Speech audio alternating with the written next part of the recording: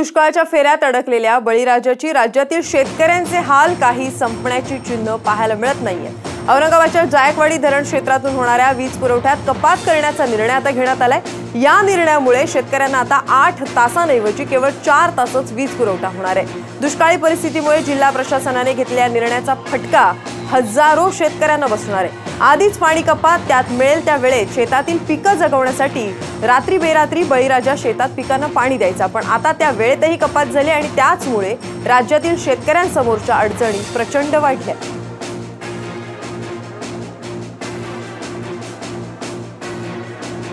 नगर आणि औरंगाबाद जिल्ह्यातील 8 तासाचा विद्युत पुरवठा जो कृषी पंपांचा होता तो जिल्हाधिकाऱ्यांनी 4 तास आणल्यामुळे शेतकऱ्यांचं जे रब्बीचं पीक होतं ते धोक्यामध्ये आलेलं आहे। आता गहू पोठऱ्यामध्ये आहे, ज्वारी दाणे भरण्याच्या अवस्थेमध्ये आहे, ऊसाचं पीक अजून जाणं बाकी आहे आणि 4 तास विद्युत पुरवठा केल्यामुळे कोणालाही पाणी देता येणार नाही, पाणी पुरवठा होणार नाही, लाखो एकर क्षेत्रावरील पीक वायाला जाईल।